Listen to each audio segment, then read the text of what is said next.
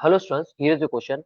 The equilibrium constant for the reaction is K and the reaction quotient is Q. For a particular reaction mixture, the ratio of K by Q is 0.33 is given to you. Okay students, this means that आपको ये बताना है चार option है, इन चार को study करके आपको एक कंक्लूजन निकालना है. तो स्टूडेंट ध्यान से ऑब्जर्व कीजिए. सबसे पहले बात करते हैं इक्विलिब्रियम कांस्टेंट की. इक्विलिब्रियम कांस्टेंट, इक्विलिब्रियम कांस्टेंट कौन है? के है. और रिएक्शन क्वेश्चन कौन है? Which is your reaction question, which is your Q है.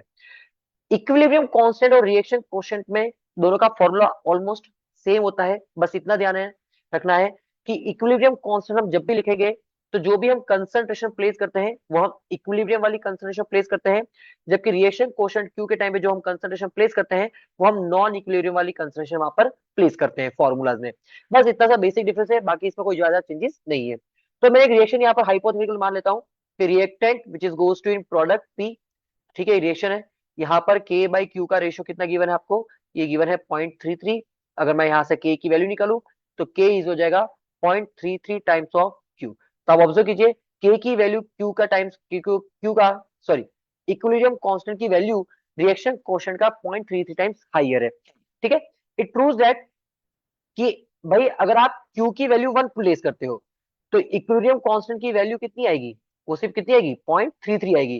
दैट प्रूव्स दैट कि क्यू की वैल्यू के से क्या है? ज्यादा है. मतलब कि रिएक्शन क्वोशिएंट की वैल्यू के से क्या है? ज्यादा है. तो अगर रिएक्शन क्वोशिएंट की वैल्यू क्यू की वैल्यू अगर के से ज्यादा है तो भाई साहब रिएक्शन में हमेशा ध्यान रखना, जब भी आपके पास इक्विलिब्रियम अचीव होगा तो इक्विलिब्रियम की एक कंडीशन फिक्स है. जब भी इक्विलिब्रियम अचीव होगा के किसके इक्वल हो जाएगा? क्यू के इक्वल हो जाएगा. दैट मीन्स क्यू को हमेशा के इक्वल तो होना ही पड़ेगा. तो अगर यहाँ पर क्यू की वैल्यू के इक्विलिब्रियम से ज्यादा है तो क्यू की वैल्यू को क्या होना पड़ेगा? डिक्रीज. अगर क्यू को डिक्रीज होना पड़ेगा तो मतलब कि क्यू का फॉर्मूला क्या होता है सर? सर क्यू का फॉर्मूला आता है concentration of product upon concentration of reactant. अगर क्यू को के इक्वल जाना है तो क्यू की वैल्यू क्या होनी चाहिए? डिक्रीज. क्यू की वैल्यू डिक्रीज हो रही है मतलब कि प्रोडक्ट की कंसंट्रेशन क्या होगी? डिक्रीज. अगर प्रोडक्ट की कंसंट्रेशन डिक्रीज हो रही है मतलब कि रिएक्टेंट की कंसंट्रेशन क्या होगी?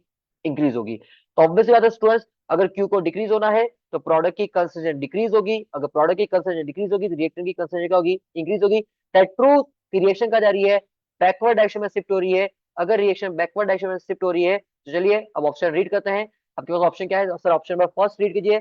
Here is your correct answer. The reaction mixture will equilibrate to form more reactant species. Yes students, more reactant species form होगा क्योंकि रिएक्शन का जा रही है बैकवर्ड डायरेक्शन में जा रही है. So here is your answer. Option number A is your correct option. Thank you students. Have a nice day and Jai Hind.